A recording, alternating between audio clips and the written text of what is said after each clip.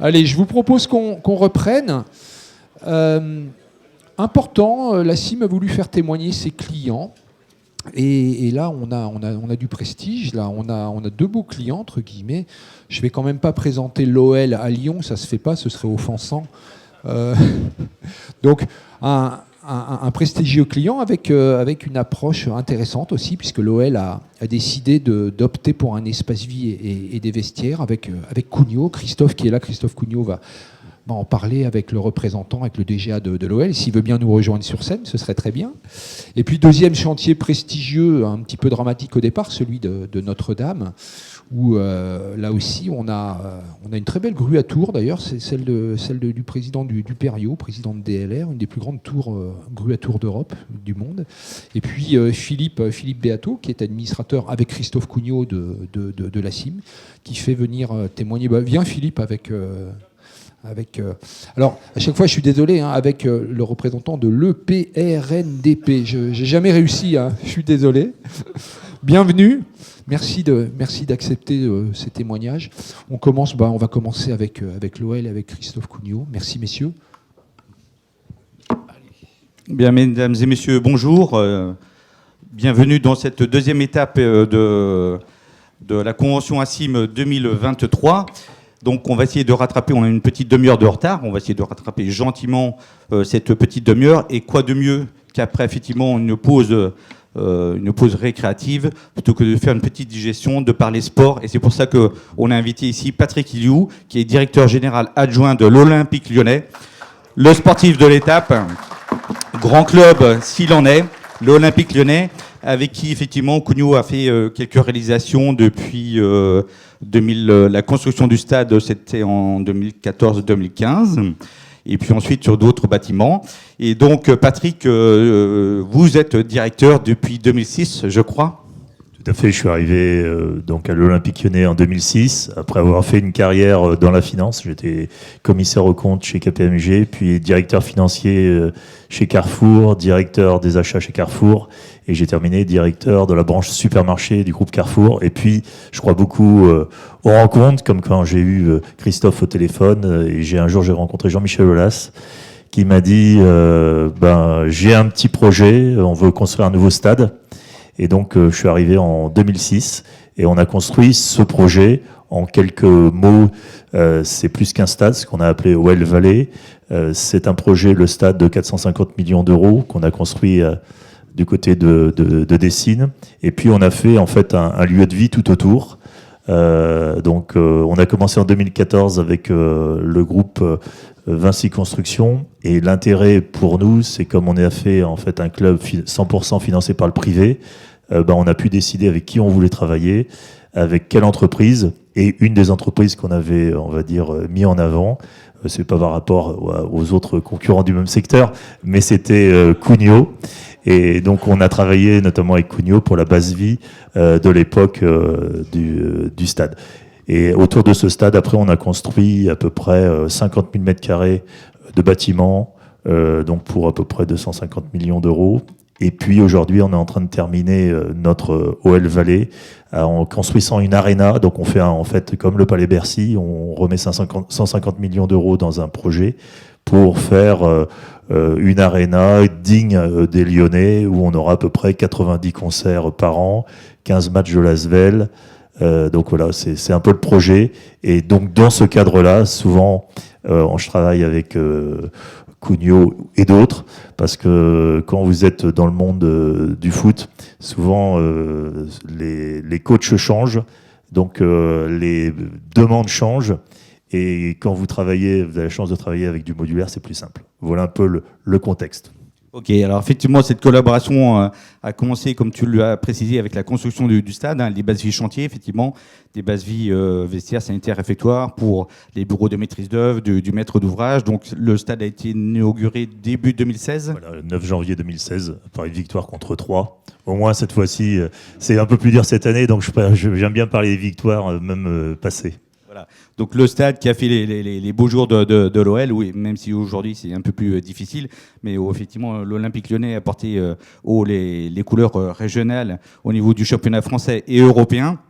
Et puis effectivement, au-delà de la construction du stade, donc ensuite sur les installations sportives, la coopération a continué à travers différents bâtiments pour l'OL Academy, le centre d'entraînement des filles aussi, je pense. Comme j'avais la chance d'être à la Ligue de football dans la commission infrastructure, on s'est aperçu qu'il y a souvent des clubs qui me passent de Ligue 2 en Ligue 1, de National en Ligue 2, et il y a des cahiers des charges extrêmement précis, que ce soit pour les centres de formation, les centres d'entraînement. Et quand vous avez en fait la chance de gagner en fin mai un championnat et que vous devez être prêt en juillet-août, c'est compliqué. Donc moi j'ai travaillé avec cette commission pour dire il y a peut-être une solution, c'est de mettre en place quand on peut, et ça permet aussi à certains clubs qui n'ont pas le budget de se lancer dans le modulaire. Donc on a commencé par l'académie, on a fait une académie, et l'académie c'est, comme je dis, dans le milieu sportif, vous avez peut-être d'autres clients, mais souvent les décisions, les choix, les orientations changent de tout autant. C'est-à-dire qu'un jour, on vous dit, maintenant, il faut faire 300 mètres carrés de salle de kiné. Après, on va vous dire qu'il faut faire des bains froids. Donc, il faut trouver un système de bâtiment qui soit facilement adaptable, modifiable.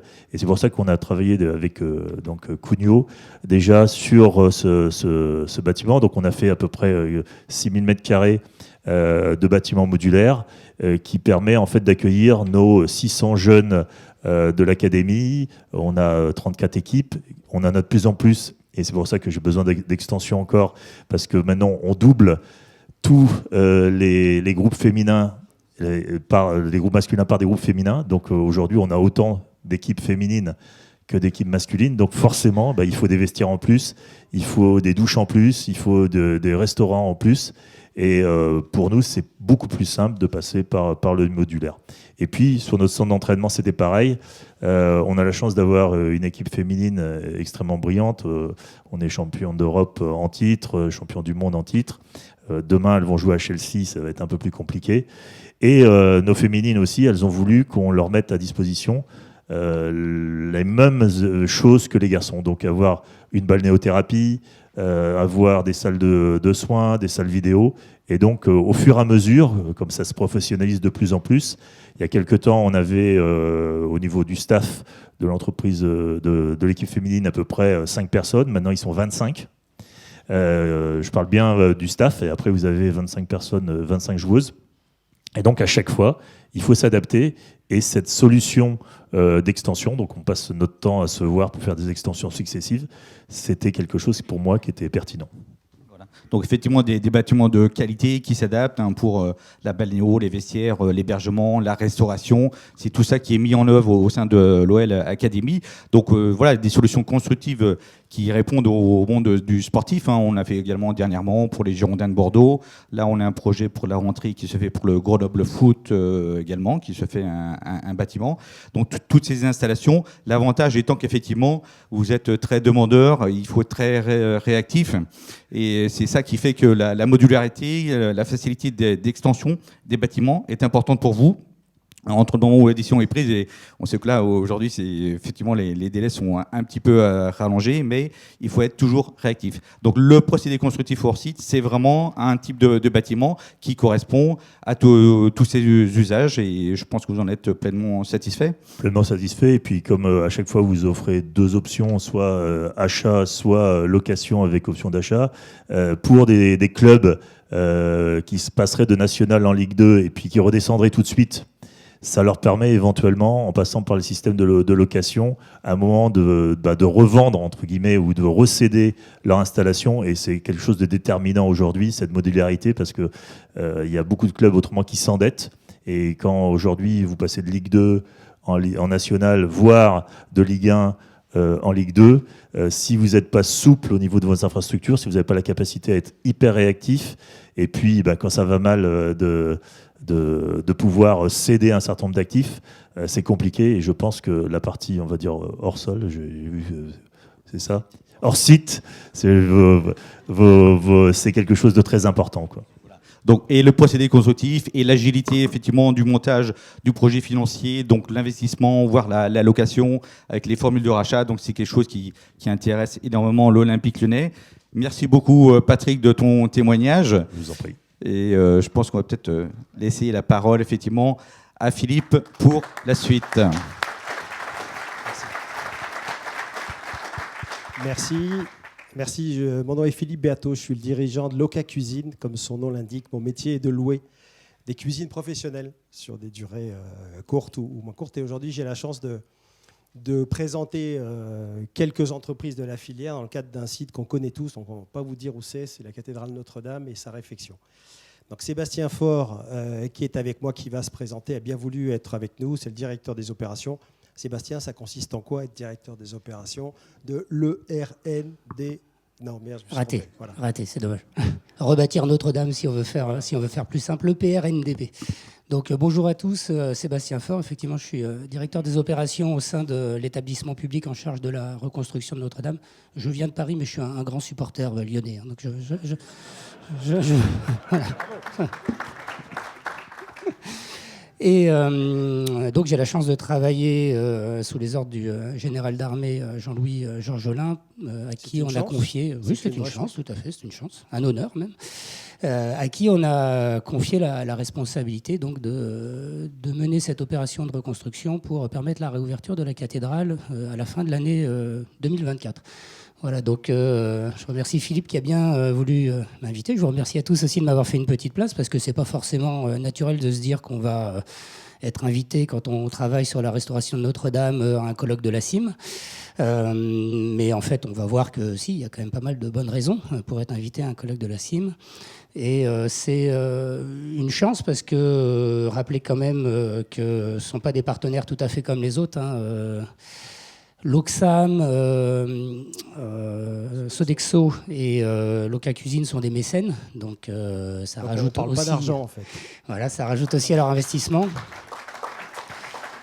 Et pour moi qui gère des contrats publics depuis 20 ans, travailler avec des mécènes, c'était nouveau et c'est plutôt agréable. Voilà. Donc je tenais, il n'y a pas de à le dire. CCTP, il n'y a pas de Exactement. RCL, et il y a d'excellents résultats. La deuxième chose qui me semblait importante, c'est que autour de la restauration de cathédrale, on valorise énormément les métiers d'art, ça parle à tout le monde. On valorise beaucoup moins toute la partie installation de chantier. Or, cette partie installation de chantier, c'est une des conditions nécessaires à la réussite de cette opération. Et c'est une condition fondamentale pour la réussite de cette opération. Et dans ces installations de chantier, il y a effectivement les différentes constructions hors site que vous avez bien voulu mettre à notre disposition. Voilà, alors quelques visuels, vous les connaissez tous, mais peut-être pas un visuel comme ça qu'effectivement Sébastien nous a fait passer pour vous redonner un peu de perspective sur les circonstances effectivement de ce chantier. Avec, voilà, je vais y arriver, clac. Avec effectivement l'Oxam qui a mis en place un peu moins de 2400 mètres carrés sur 5 niveaux, essentiellement sur les locaux de maîtrise d'œuvre, maîtrise d'ouvrage et le clergé, et qui est mécène. Voilà, merci. Algeco qui a mis aussi une base importante d'un peu plus de 2700 mètres carrés sur plutôt les locaux de sous-traitants, les locaux sociaux, dont la cuisine et le restaurant, dont on parlera évidemment très vite. Et puis Loca Cuisine, où nous on a mis en place une vraie cuisine qui fabrique des repas, on en parlera après, une ligne de distribution pour 400 personnes, et c'est un peu moins de 100 appareils de cuisine. Mais globalement, Sébastien, et pour continuer à expliquer ce qu'est chantier, des bases-vies, il y en a plein dans Paris et ailleurs, des plus grandes aussi, mes confrères mettent des bases-vies bien plus importantes parfois sur le Grand Paris, mais en quoi ce projet est complètement différent des autres? Qu'est-ce qui fait que la vie d'un directeur des opérations sur un site comme ça n'est pas tout à fait la même qu'ailleurs? Peut-être en quelques éléments sur la slide suivante. Rappeler que le lendemain de l'incendie, la première chose qu'il a fallu faire, c'était pas de reconstruire la cathédrale, mais c'était de la sécuriser, parce qu'on n'avait aucunement la certitude qu'elle allait tenir. Donc il a fallu une mobilisation énorme des entreprises de restauration, des échafaudeurs. Aujourd'hui, les échafaudeurs sont très présents. On doit avoir à peu près 3000 tonnes d'échafaudage dans la cathédrale ou autour.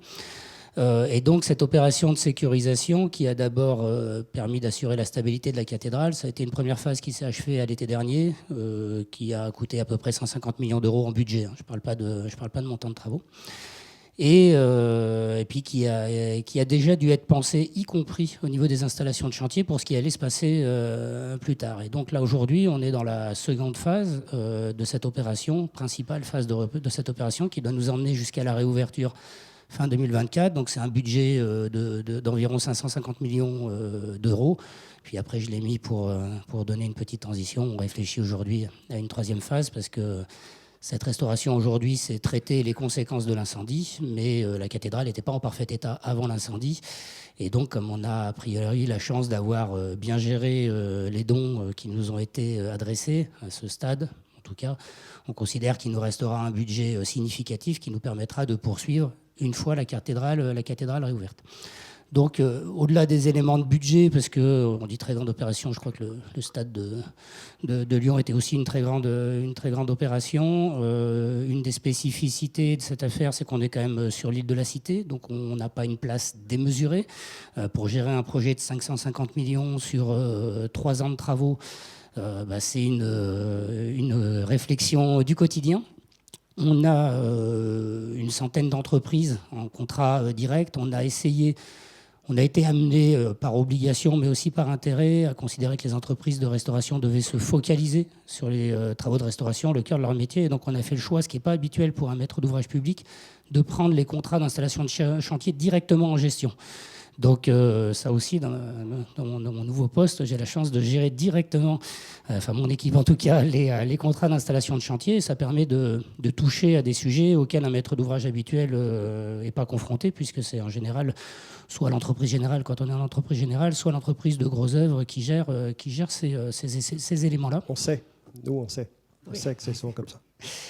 Dans les autres enjeux, le calendrier, bon, je ne vais pas en faire des tonnes pour dire que livrer cette cathédrale, la réouvrir fin 2024, c'est un challenge. C'est un challenge qui est atteignable et qu'on va atteindre, mais du coup, ça demande une très forte mobilisation, énormément de compagnons simultanément. Aujourd'hui, on a à peu près 500 personnes sur site au quotidien. On va encore augmenter jusqu'à cet été. Et derrière ça, une sécurisation, de la restauration. À un moment, on travaille sur des pierres. Le lendemain, on travaille sur les charpentes. Et puis, on finit par couvrir la cathédrale. Et en fait, les besoins sont extrêmement évolutifs.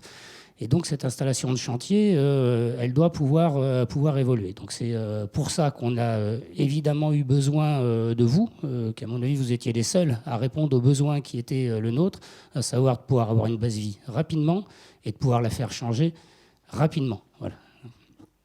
Très bien. Tu n'as pas parlé de la pression du patron de la maîtrise d'ouvrage aussi, qui en rajoute de temps en temps une aussi, peut-être ? Non, je n'avais pas prévu d'en parler. Quelques mots de situation de zoning.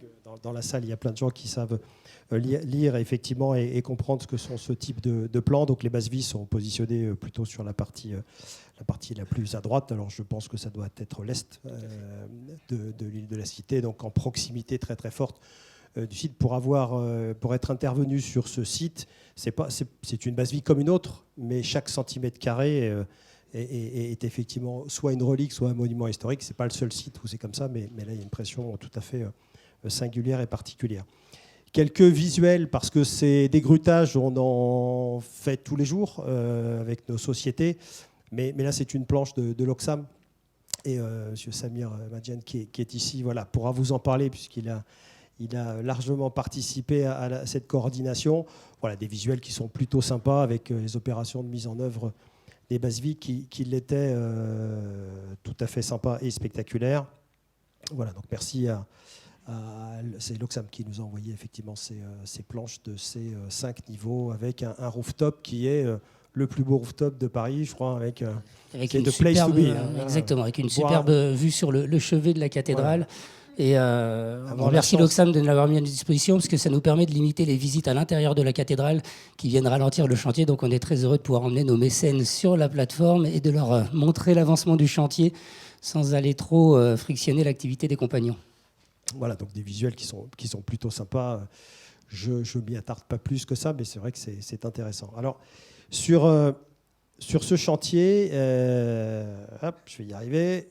Hop, voilà. Donc, Algeco a également mis 6 niveaux. Ils ne sont pas là pour en parler, mais j'en parle. Bon, ceci étant dit, il suffit de passer à l'île de la Cité pour voir ce visuel-là.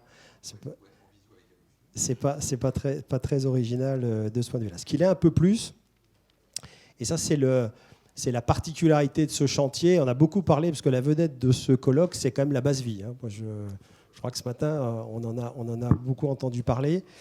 Sur ce chantier, il a été mis en place un restaurant, pas un réfectoire, un restaurant avec une vraie cuisine, qui est une offre originale de repas que fait Sodexo. Marie-Christine de Cidrac est dans cette salle. Si ça intéresse à la pause ou après, vous pourrez évidemment la consulter.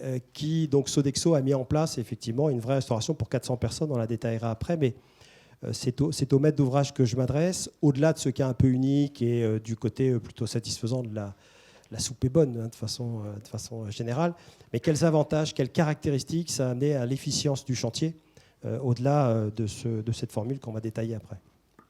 C'est amusant parce qu'en vous écoutant ce matin, je me suis rendu compte, je suis arrivé en me disant que j'allais vous présenter quelque chose de totalement extraordinaire et sur lequel vous aviez probablement pas réfléchi. Et puis finalement, dans toutes vos interventions sur la base vie, le confort au travail, la restauration y participe aussi.